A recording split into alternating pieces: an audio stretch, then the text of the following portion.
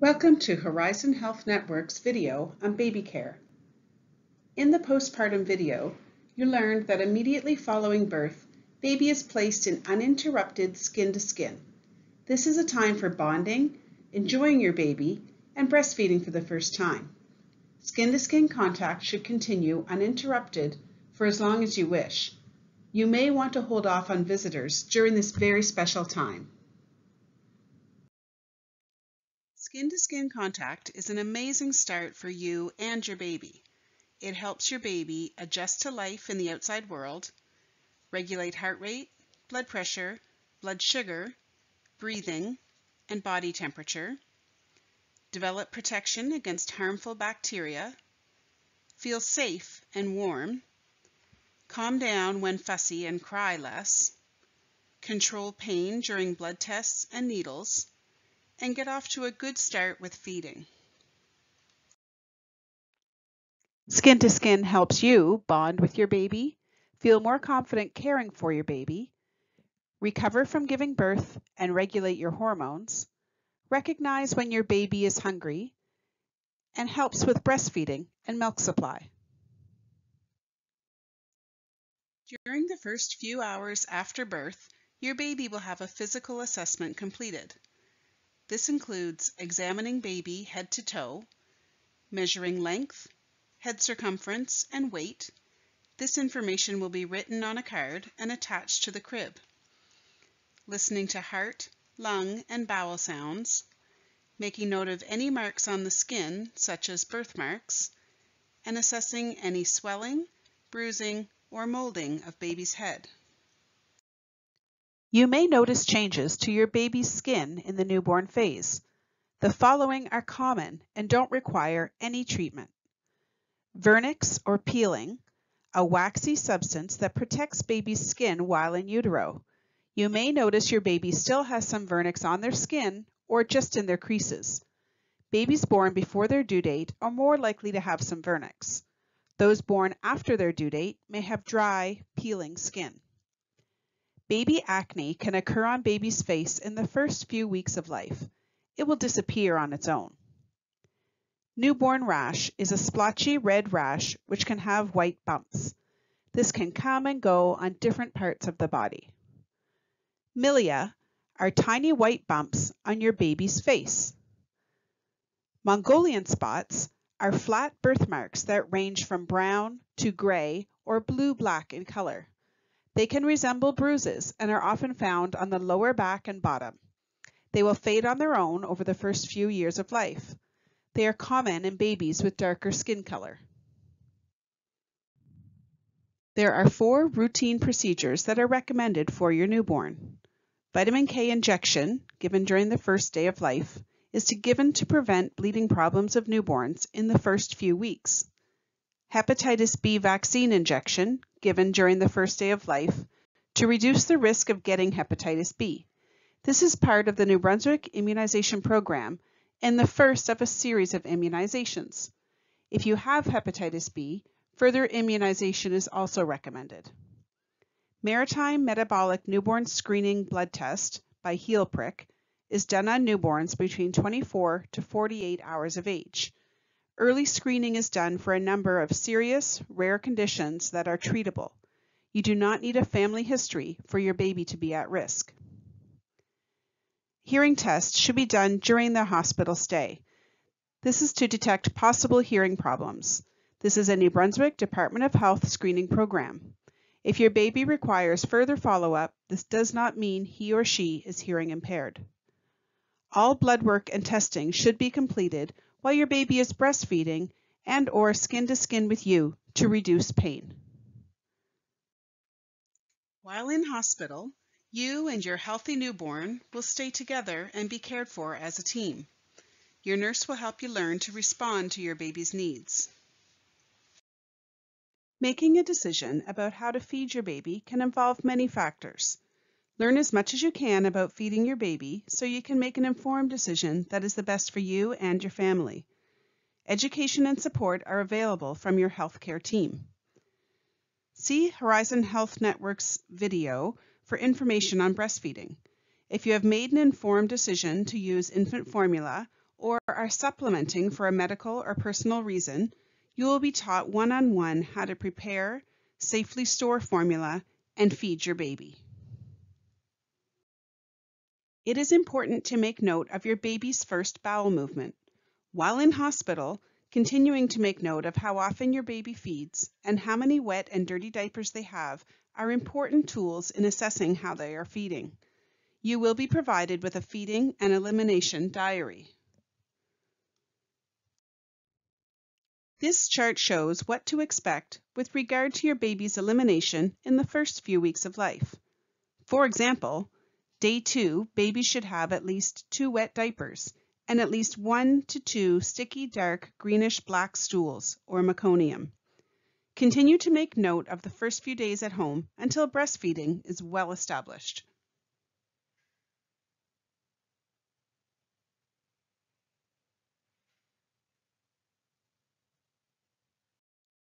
Safe sleep. Sudden infant death syndrome, SIDS, also known as crib death, refers to the sudden and unexpected death of an apparently healthy baby under 1 year of age. Such deaths usually occur when the baby is sleeping and remain unexplained even after a full investigation.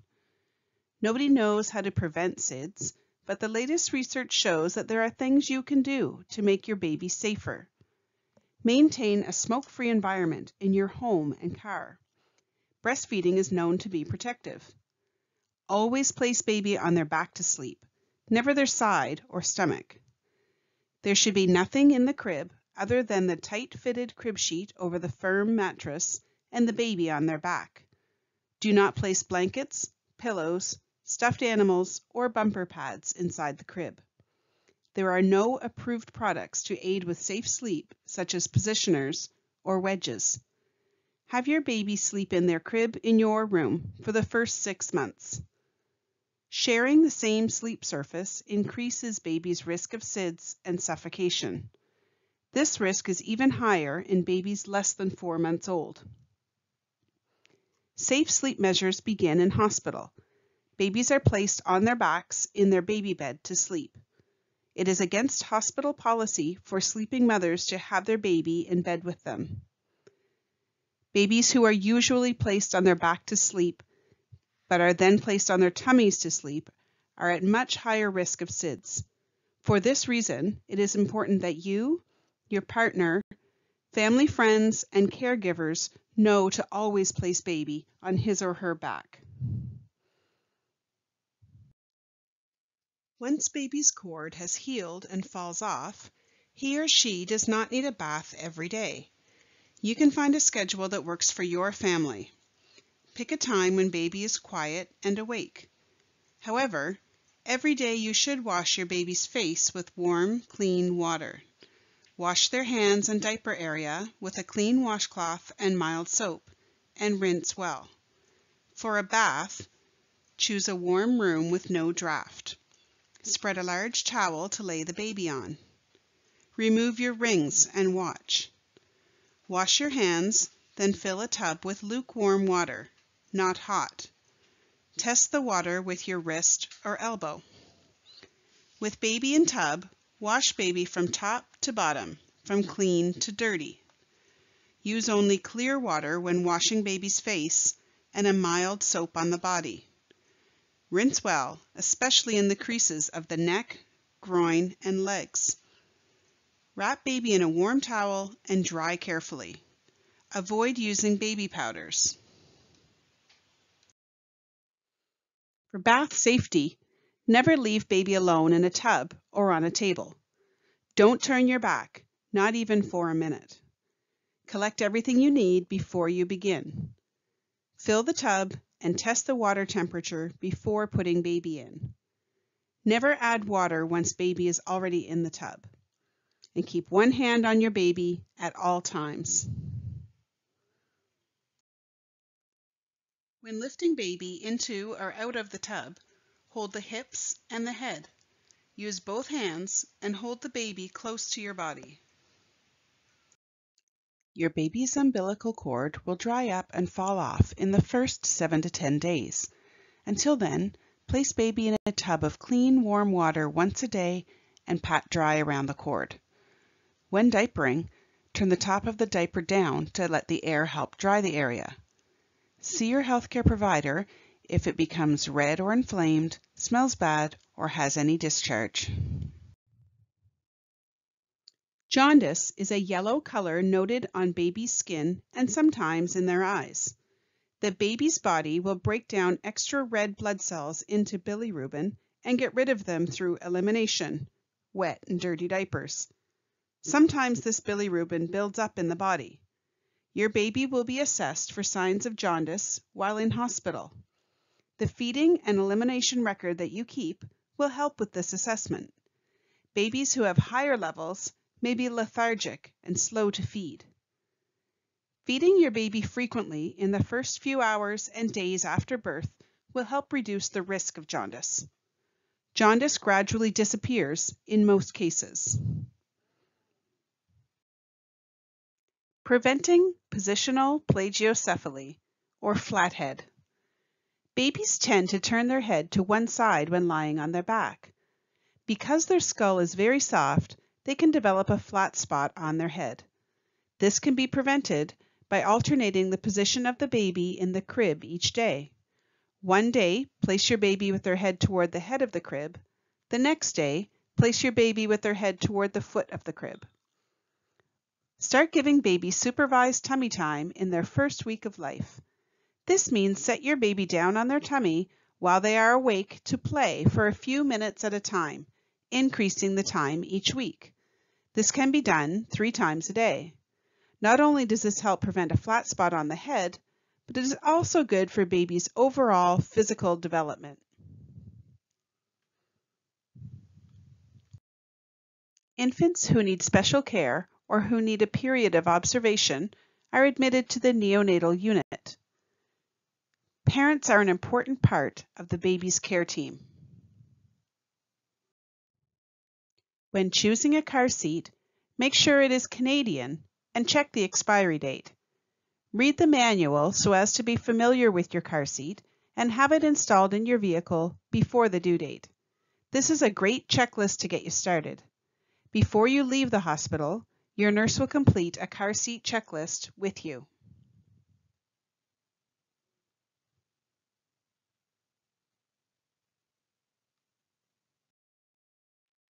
For car seat safety, place the car seat in the back seat, rear facing.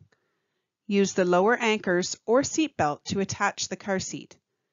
If you use the seat belt, it must be locked. The seat should move less than 1 inch where it is attached to the car. Check your instructions on how to adjust the car seat to recline at the correct angle. Make sure the harness straps are in the slot level at or below your child's shoulders. Tighten the harness straps. You should not be able to pinch the harness at the shoulder. The harness should be flat with no twists. Place the chest clip at your baby's armpit level. Place the handle where the instructions tell you. All seats are different. Your child's safest rear facing for 2, 3, or even 4 years. At discharge, your nurse will check your identification bands and the baby's to ensure they match. Please leave them on until you are out of the hospital. The nurse will ensure that all your teaching is done, will answer any further questions you may have, and will discuss follow-up care for baby. Crying. Remember, always check with a doctor if you think your baby cries more than they should or if the cry is different. Crying is baby's way of communicating and letting you know they may need something. It usually increases at 2 weeks of age and peaks at around 2 months of age. It is normal for a baby to cry between 1 to 4 hours a day. It happens most often in the evenings, and it may not stop no matter what you try. Crying may come and go, and you don't know why.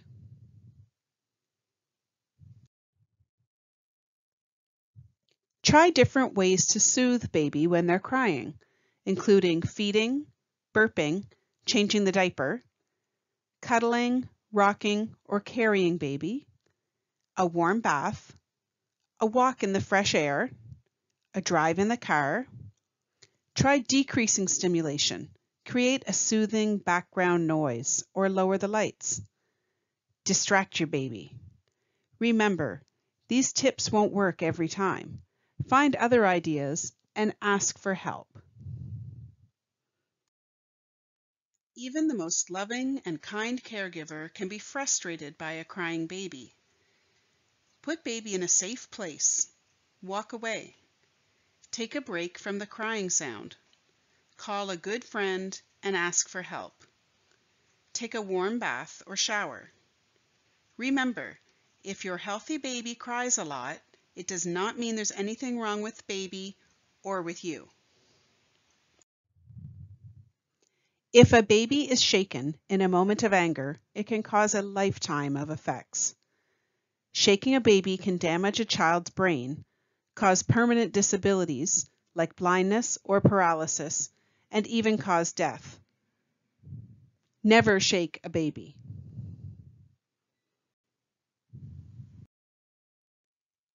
Have a clear difference between daytime and nighttime sleeping.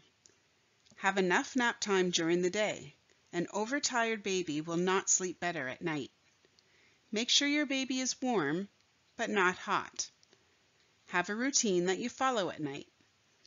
Put your baby to sleep in a safe sleeping environment. The Canadian Pediatric Society released recommendations in 2004 that discourage bed sharing for the first year of life. How do you know when your baby is sick?